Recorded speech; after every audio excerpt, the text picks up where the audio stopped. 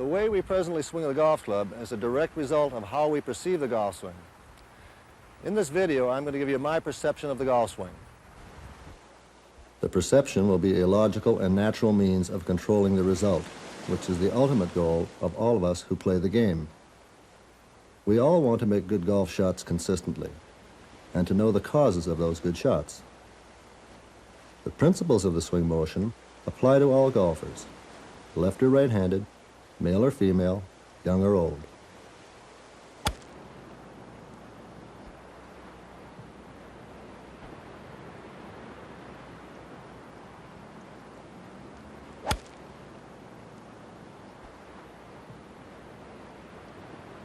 I have presented my theories to physiologists and biomechanists, and they agree that the laws of physics and the body movement can happen naturally in the swing motion.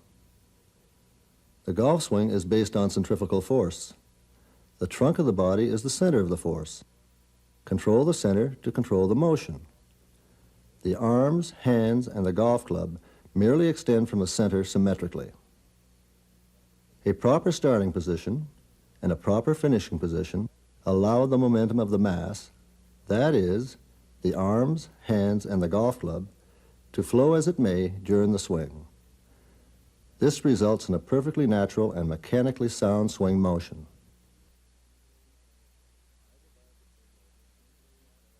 I divide the swing motion into two general categories: voluntary actions, which are skills to be learned, and involuntary actions, which are the movements in the swing that happen naturally. The voluntary positions are the starting position,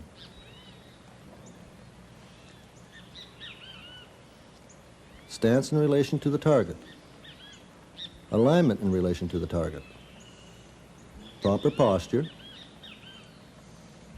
natural arm extension, the formation of the grip, ball location relative to the body.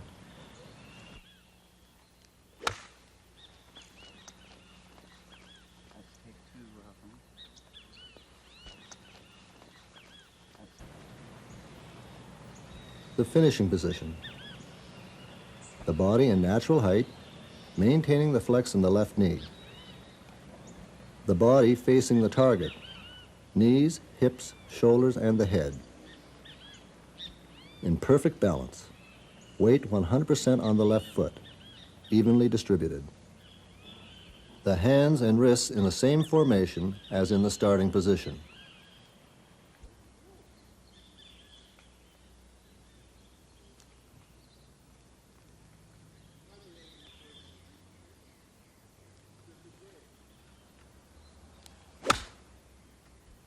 Coming to a proper finishing position assures the desired result.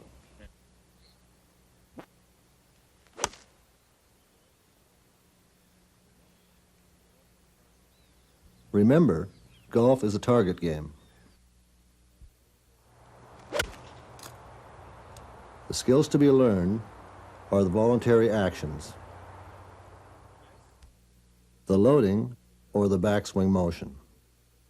Starting with the weight evenly distributed, rotate the body around the trunk, with 75% of the weight transferring to the inside of the right foot.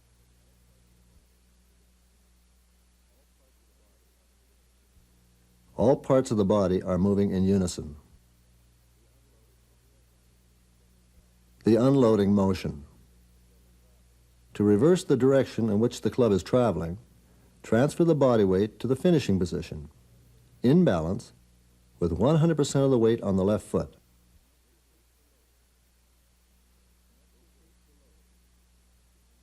Rotate to load. Transfer weight to the finishing position to unload. There are two pivot points in the golf swing. The head is not one of them. The head has no purpose in the golf swing. It simply goes where the body takes it.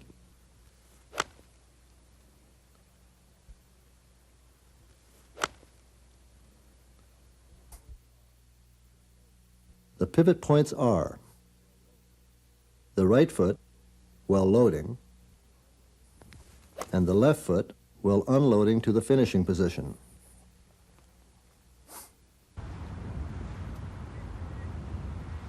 The only other voluntary skill to be learned is to find the proper body position relative to the ball location, which will allow the ball to get in the way of the club face, while the starting position is being connected to the finishing position through the loading and unloading motions.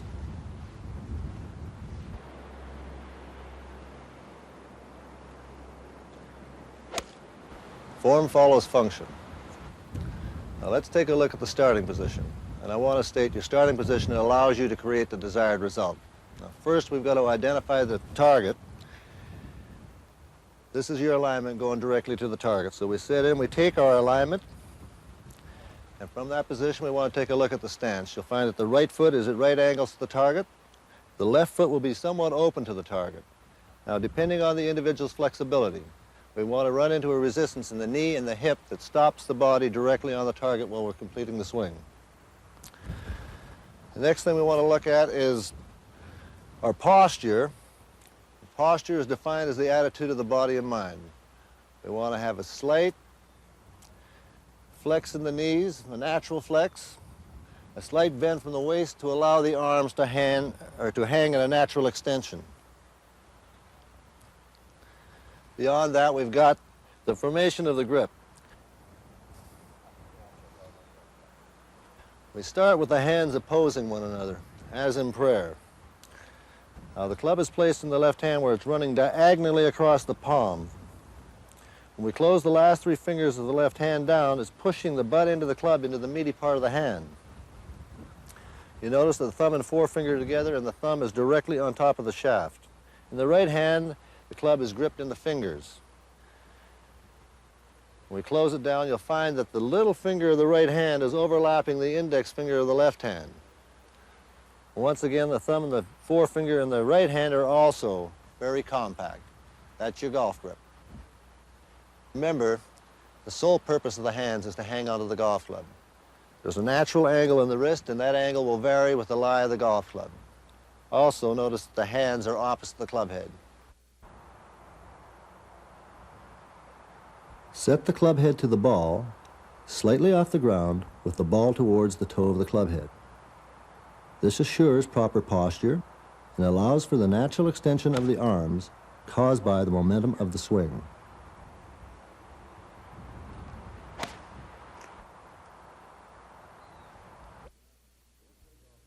Relax. Don't play golf to relax, but rather relax to play golf. Tension-free. The muscles can relax if the body is in balance throughout the entire swing motion. Balance is important in the starting position.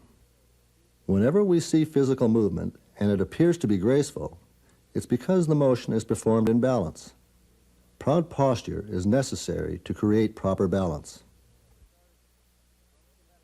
So in the starting position, from symmetrical, there's two adjustments made.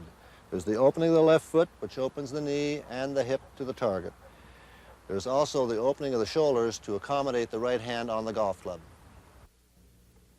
Now, there's a standard rule that was given to me that the width of the stance had to be the width of the shoulders. However, if I swing with a stance that narrow, I find that I roll to the outside of my left foot. But by widening the stance, the left foot is outside the left shoulder, which enables me to arrive in a final position in proper posture and balance.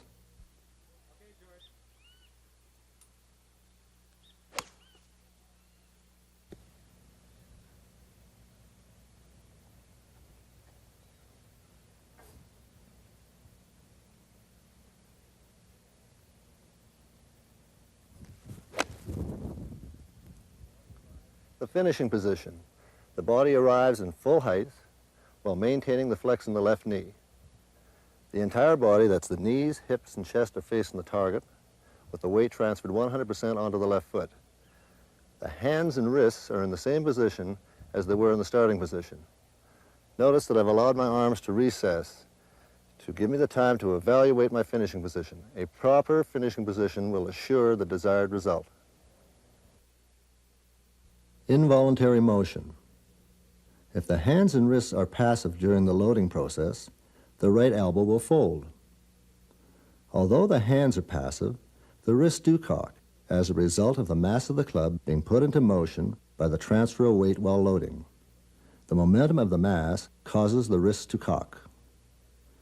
When the club changes direction as a result of the weight transfer to the finishing position, the wrists are put into a maximum cock position.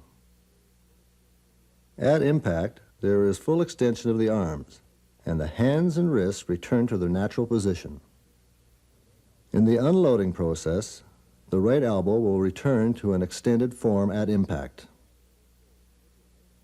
The left elbow will fold midway en route to the finishing position, and the right elbow will also fold at the completion of the swing motion. The only part of the entire body which does not change location during the swing motion is the big toe of the left foot. All other parts are in motion.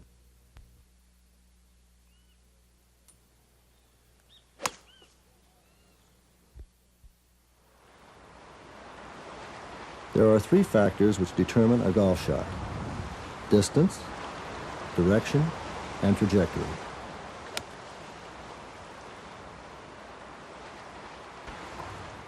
Distance is a result of the club head speed. It is simply a matter of the pace at which we transfer weight, which is going to determine momentum, resulting in distance. Mass times velocity equals momentum, and momentum plus the loft of the club determines distance and trajectory. Your direction is a result of the plane being the path on which the club head is traveling, and that plane is controlled by the alignment in relationship to the target. Trajectory is a matter of the angle at which the club face strikes the ball. If the hands are passive, the blade angle will be maintained throughout the swing. To control these three factors consistently, balance must be maintained and the arc of the swing maximized. The arc, which is the outer perimeter of the plane, is a result of your elevation throughout the swing and the arm extension. The weight transfer causes velocity, which combined with the mass of the club creates a centrifugal force that pulls the arms to their maximum extension.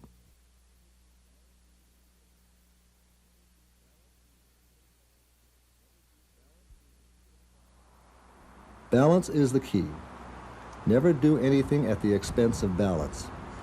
If you can maintain balance throughout the swing, consistency will be achieved.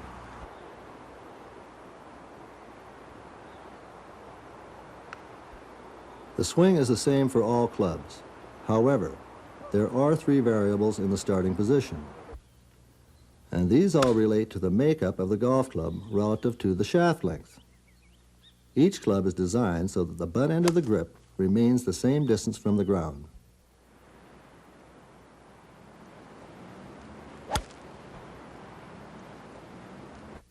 The variables are: the longer the club, the greater the distance between the ball and the body.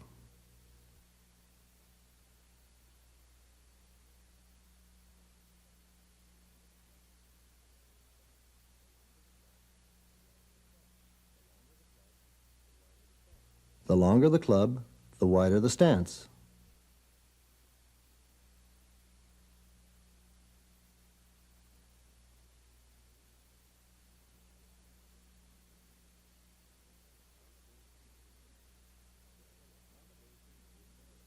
And there is an accommodation made in the wrists to fit the lie of the club.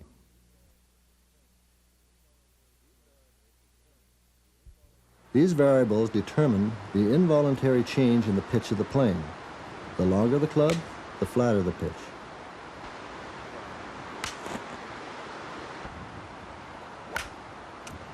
The shorter the club, the steeper the pitch.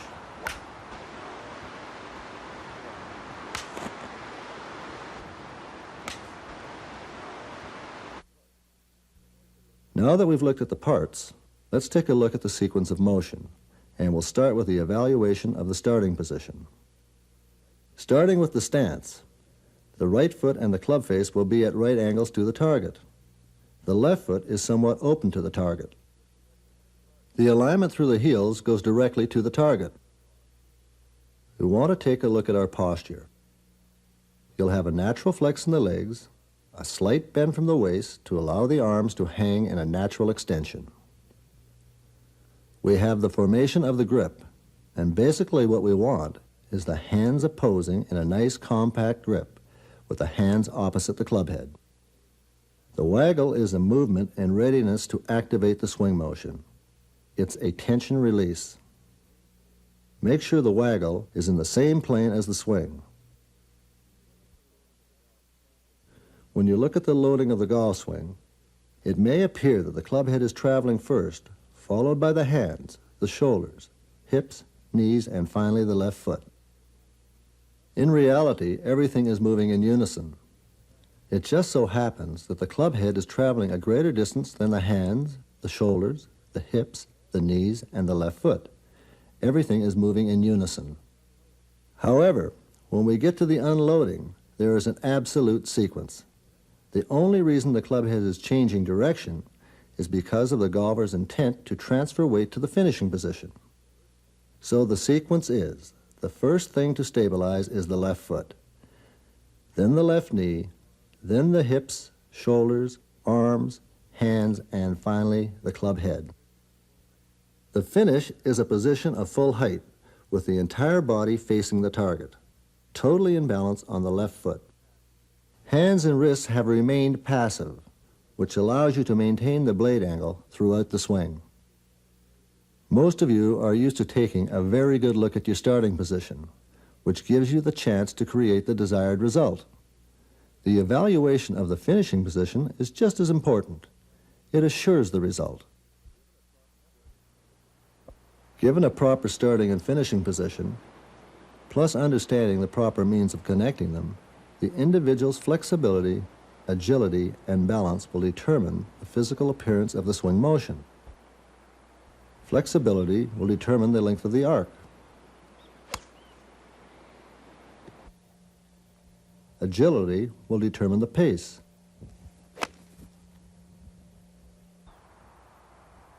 Balance will determine the consistency.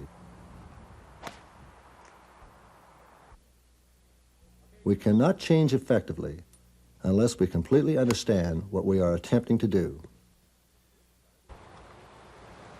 With practice and proper supervision, everyone can reach their full individual potential.